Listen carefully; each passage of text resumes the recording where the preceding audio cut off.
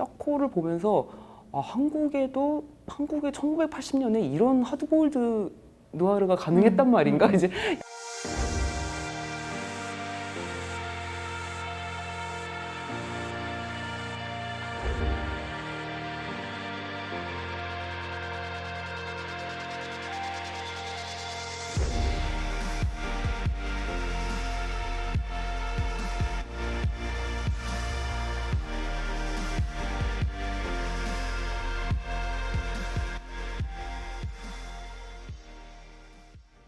네, 안녕하세요. 한국영상자료원 시네마테크팀의 오성지라고 합니다. 한국영상자료원에서는 유튜브 채널을 통해서 한국 고전 영화를 지속적으로 소개하고 있는데요. 저희가 얼마 전부터는 여러 분야의 선생님들 모시고 영화에 대한 이야기를 나눠보고 있습니다. 유튜브 채널에 190편의 영화가 올라가 있고요. 그 중에서 한 편을 선정해서 이야기를 나눠보겠습니다. 오늘도 지난번에 이어서 미스테리아 잡지 편집장님이신 김용원 선생님 모셨습니다. 선생님 안녕하세요. 안녕하세요, 선생님. 네, 선생님 오늘 어떤 영화에 대해서 이야기를 해주실지 정말 궁금합니다. 네, 오늘은 임권택 감독님의 1980년 짝코에 대해서 소개하고 싶습니다. 저도 굉장히 좋아하는데 저희 취향이 비슷한 것 네. 같아요. 근데 임 감독님은 사실 영화가 뭐 103편이나 되고 또 그 작품 중에서 훌륭한 작품이 너무 많아갖고 좀 선정하기 힘드셨을 것 같아요. 또 임 감독님 워낙 한국 영화계 거장이시라서 네. 어떨 땐 좀 조심스럽기도 하거든요. 그래서 오늘 짝코를 선정하신 이유가 어떤 건지 궁금하네요. 네. 사실 조금 이렇게 말씀드리면은 약간 너무 경박하지 않을까라고 좀 걱정도 됩니다만, 저는 지금의 좀 젊은 관객들 역시도 임 감독님의 특히 80년대 영화들을 보면은 정말 순수하게 그 즐거움을 느끼면서 영화를 볼 수 있다고 생각을 하거든요. 어떤 장르적인 특성, 그러니까 각 영화에마다 어울리는 그 특징을 굉장히 자유자재로 바꿔가시면서 어떤 정말 장인의 손놀림으로 이 인물들의 어떤 감정과 그 액션을 잡아내시는 그 솜씨가 굉장히 보고 있으면 너무너무 재미있어요. 네. 그래서 사실 저도 뭐 임 감독님에 대해서 제가 감히 말씀드리기가 되게 조심스럽긴 합니다만, 이 짝코를 골랐던 것은 짝코를 보면서 한국의 1980년에 이런 하드보일드 누아르가 가능했단 말인가 이제 약간 이런 생각을 하면서 봤었기 때문에 좀 다른 이 짝코를 보지 않은 다른 관객분들께서도 한번 저와 비슷한 좀 감상을 공유하실 수 있지 않을까 해서 좀 소개해 보려고 합니다. 그래서 좀 그 생각해 보면 그 1980년에 대체 무슨 일이 있었지 영화계에 약간 좀 이런 생각이 들어요. 그러니까 뭐냐면은 1980년은 어쨌거나 한국 사회에서 굉장히 어떤 분기점이 되는 해고, 어떤 광주항쟁이라는 그 비극이 있던 해였고, 또 군부와 이제 시민사회 갈등이 좀 본격적으로 좀 가시화되기 시작한 해이기도 하고, 그래서 좀 뭔가 무슨 일이 벌어질 것만 같은 정말 이제 굉장히 좀 불안하고 좀 에너지가 넘치는 좀 그런 시대였을 거라고 생각을 하는데요. 이때 두 편의 영화가 개봉을 했습니다. 그래서 이두용 감독님의 최후의 증인이 있었고 임권택 감독님의 짝코가 있는데요. 굉장히 흥미롭게도 두 영화가 다 다루는 얘기가 30년 전, 그러니까 한국 전쟁이 끝나고 나서 지리산에 숨어들었던 그 빨치산들이 등장을 하는 영화고, 그 빨치산들이 30년 뒤에 이제 어떻게 되었는가, 그러니까 그 30년의 역사를 다룬다는 공통점이 있는 두 편의 영화가 이렇게 앞서거니 뒤서거니 개봉을 했다는 게 좀 굉장히 놀랍더라고요. 네. 그러니까 심지어 짝코는 약간 반공 영화라는 어떤 그런 외피까지 이제 그 공식적으로 이제 인정을 받으면서 개봉을 할 수 있었는데, 지금에 와서 보면 야, 이거를 반공 영화로 좀 개봉을 할 수 있었단 말인가 싶을 정도로 굉장히 좀 두 편 다 좀, 그러니까 짝코뿐만 아니라 이제 최후의 증인 역시도 이 빨치산에 대한, 그러니까 그 전까지 이제 반공 영화의 이제 그 클리셰처럼 사용됐었던 이제 그런 빨갱이에 대한 어떤 그 굉장히 천편일률적인 악역 묘사 같은 게 굉장히 다른 방식으로 사용된 영화들. 그래서 이 두 편을 한번 좀 여유가 되시는 분들은 이 두 편을 같이 놓고 보셔도 좋지 않을까라는 생각이 들었습니다. 네, 두 편 다 지금 영상자료원 채널에서 볼 수 있잖아요. 예. 네네. 네, 말씀하셨듯이 1980년에 이제 나온 두 편. 근데 두 편 다 참 불운한 영화였던 것 같아요. 왜냐하면 최유진이는 이제 검열 때문에 150분짜리가 거의 2시간도 안 되는 분량으로 상영이 됐고, 또 지금 짜코도 방공 영화로 이제 제작사에서 만들어서 우수 영화 쿼터 때문에 그렇게 만들어지긴 했으나 제가 알기로는 아마 상영이 취소된 영화를 대신해서 상영이 된 걸로 알고 있어요. 홍보가 전혀 안 돼가지고 네네. 아마 흥행도 거의 안 되고 또 그 평단에서도 전혀 얘기가 안 됐던 그런 영화라고 하더라고요. 근데 최호중인하고 그 짜코를 비교해 보면 굉장히 다른 영화 같아요. 네. 그래서 어떤 지점에서 그 비교를 해보면 좋을지 조금만 구체적으로 말씀해 주시겠어요? 물론 스포일러가 있지만 네. 조금 여러분들 이해해 주시고요. 이제 최고의 증인 같은 경우는 이제 김성종 작가의 장편 소설을 영화화한 작품이고 굉장히 톤이 어둡고 무겁습니다. 그래서 끝에 가면은 사실 이렇게 정말 모두가 다 죽는 어떤 굉장히 우울한 결말. 그러니까 정말 무기력해지고 보고 나면은 그러니까 또 80년대 초를 시작하는 그러니까 70년대 말에서 이제 80년대로 넘어갈 때 이제 이 당시에 이제 이 김성종 작가든 아니면 이두용 감독님이든 그러니까 이 젊은 문화인들이 느꼈을 좀 무력감 같은 게 이 영화에서 소설에서 그리고 영화에서 이제 굉장히 좀 잘 느껴지고 있고요.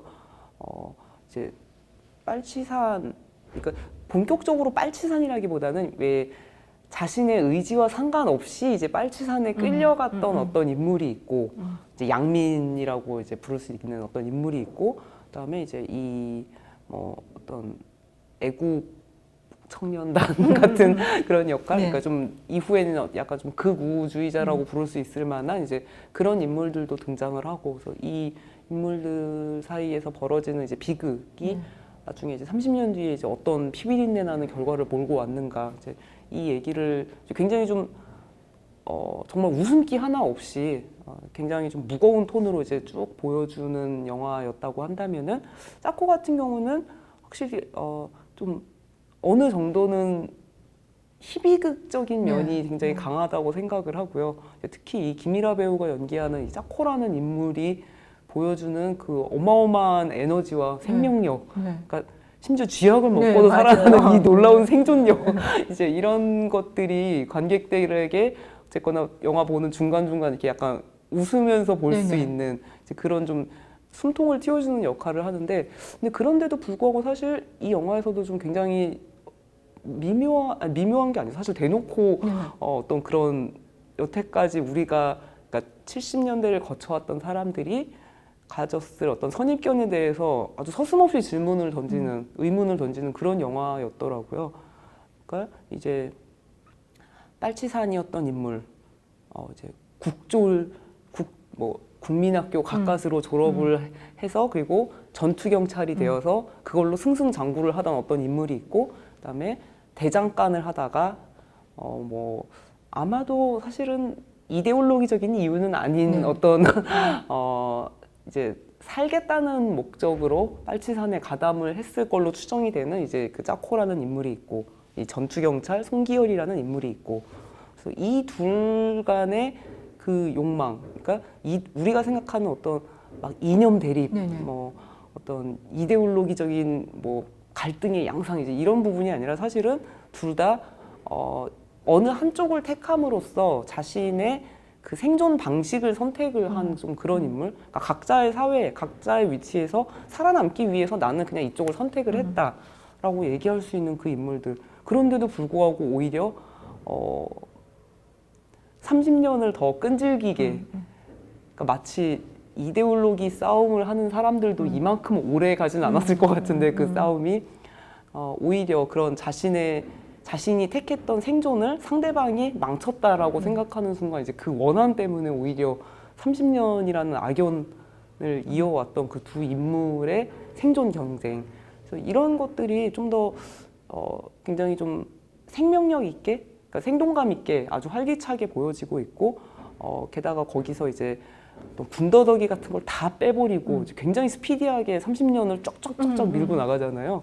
그래서 거기서 느껴지는 어떤 이 하드보일드한 스릴러의 느낌. 그래서 임권택 감독님이 만든 스릴러에 대해서 하드보일드 스릴러에 대해서 좀 젊은 관객분들도 새롭게 느끼실 수 있지 않을까라고 생각을 했습니다. 네, 저는 이 영화가 사실 지금 말씀해주신 어떤 장르적인 그런 재미도 있지만 정말 잘 만들어진 영화 같아요. 근데 제가 알기로는 이 영화는 사실 원작은 이제 2페이지의 굉장히 짧은 글인데 그 글을 이제 시나리오 작업을 하신 송규란 선생님이 읽으시고 임 감독님한테 얘기를 하셨고 임 감독님이 읽으신 다음에 그럼 영화로 만들어봐야겠다 이렇게 해서 이제 영화로 만들어졌는데 이 두 분이 한 달 동안 무슨 여인숙에 들어가서 시나리오 작업을 했다고 그러더라고요. 근데 암만 해도 이 영화를 얘기할 때 가장 많이 얘기된 거는 플래시백 같아요. 그래서 뭐 8번, 9번 정도 굉장히 많은 그 횟수의 플래시백으로 영화가 굉장히 정교하게 짜져서 그 부분이 정말 너무 탁월한 것 같더라고요. 그래서 그 플래시백에 대해서 조금만 말씀을 해주시겠어요? 이 30년의 두 인물의 30년을 어떻게 보여줄 것인가라는 선택을 해야만 했을 때 이제 영화에서는 정말 플래시백이 가장 좀 유용하게 쓰일 수 있는 테크닉일 거라고 생각을 하고요. 그런데 이제 다만 저는 이 영화를 보면서 다시 한번 느꼈던 거는 이제 그 플래시백 중에서 짜코와 기열이 이제 공유하는 기열이 네네. 있고 서로가 모르는 각자의 역사만 이제 포함이 된 플래시백이 있고 그래서 그 부분들이 그걸 다 볼 수 있는 건 이제 관객밖에 없잖아요. 그래서 감독님이 이제 이 인물들의 역사를 관객하고만 공유를 하면서 그러니까 짜코와 기열은 서로가 서로를 안다고 생각하지만은 사실은 그 30년 동안 몇 번의 마주침 외에는 사실 서로의 역사에 대해서 전혀 모르는 사람들이었던 거고 그렇기 때문에 더 서로 미워하고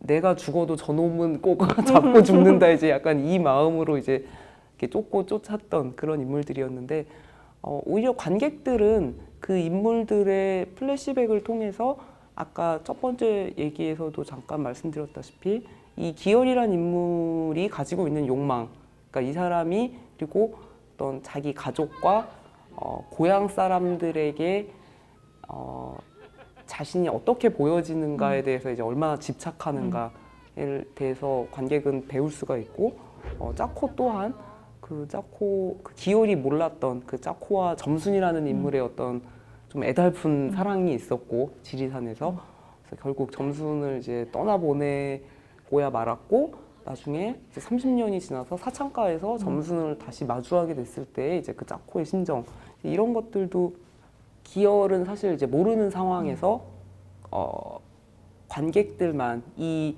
굉장히 좀 왈패 같은 인물이 가지고 있는 상처가 무엇인지 그 상처의 근원이 무엇이었는지를 관객들은 알 수가 있으니까요. 그래서 이 두 인물들, 그러니까 굉장히 입체적으로 묘사된 이 인물들의 좀 기억과 상처에 대해서 우리는 끊임없이 계속 질문을 받게 되는 것 같아요. 관객 입장에서는.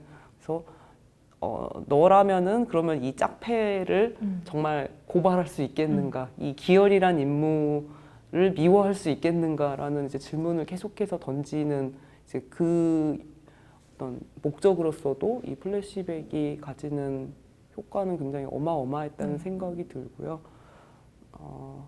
그 70년대 방공 영화들이 좀 굉장히 많이 나왔었잖아요. 그래서 저는 그 중에서 이제 그 소위 특별수사본부 시리즈 이제 거기 있었던 작품들을 좀 몇 개를 뒤늦게 봤었는데 이제 뭐 그 김수임 사건이라던가 이제 뭐 기생 김소산 얘기 이제 이런 영화들을 보면서 느낀 거는 이 영화들의 특징은 그거잖아요. 그러니까 항상 굉장히 아름다운 여자 간첩이 나오고 그래서 이 여자 간첩이 이제 결국에는 그 특별수사본부의 뭐 그 형사라던가 뭐 검사 앞에 앉아서 자신의 인생을 이렇게 쭉 얘기하는 그 고백의 형식으로 이루어져 있고 그런데 이제 그 고백이라는 게 이제 사실은 이 1인칭 시점에 의해서 자기가 뭐 어릴 때 어떻게 살았고 뭐 이 남자를 어떻게 만났고 남자가 자신에게 뭐 어떤 감언 이설로 자기를 속였고 그래서 나는 결국 속았고 이제 그래서 자신이 굉장히 억울하다 어떤 자신은 어리석게 속아 넘어간 순수한 인물일 뿐이다. 이제 이것을 약간 호소하는 방식의 2인칭 고백의 형식으로서 이제 플래시백이 굉장히 좀 지루하게 이렇게 쭉 이어지는 좀 그런 영화들이었다고 생각을 하는데요.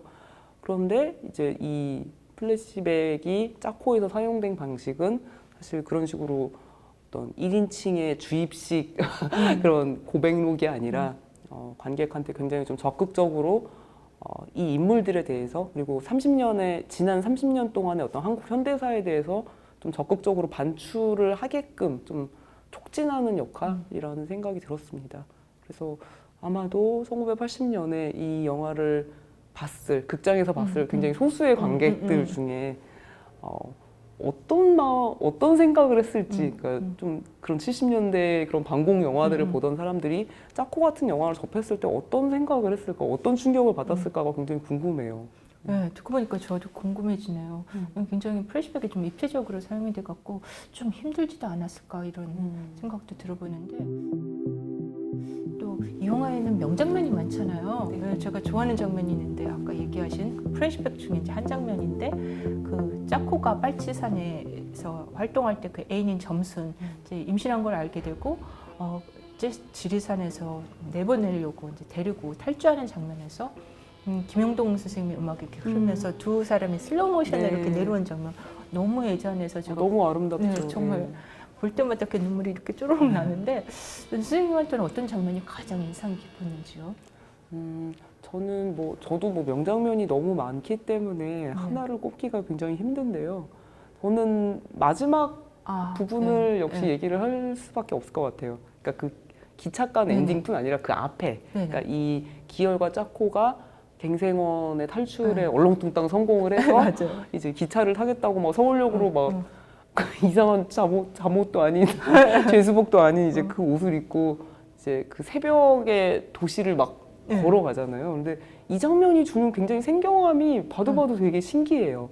그러니까 이 갱생원의 위치가 대체 어딘지 모르겠는데 그 설정상으로 보면 서울 한복판에 있고 그런 것 같아요. 갱생원은 오면서 뭐 저기 맞부로 가면 안 돼. 서울역은 저쪽이야 막 네. 이러면서. 그러니까 거기서 기열이 처음에 담장 넘는 시도를 한 번 혼자서 하는 장면이 잠깐 나왔는데요. 영화 초반에 그 카메라가 보면 뒤에 막 아파트가 막 저 멀리 다 보여요. 아파트촌이.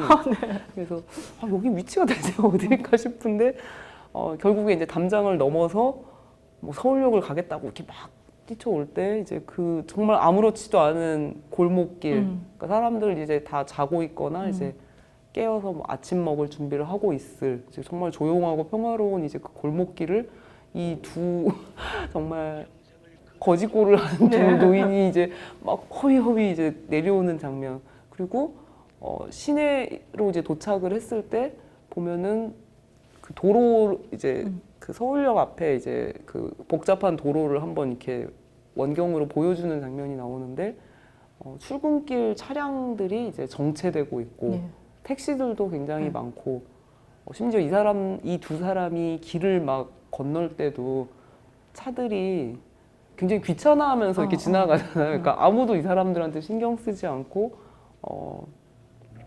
이 사람들은 정말 마치 30년 전에 산에 들어갔다가 막 내려온 그 미국의 되게 유명한 아이콘격인 그 캐릭터 있잖아요. 립바닝클이라고.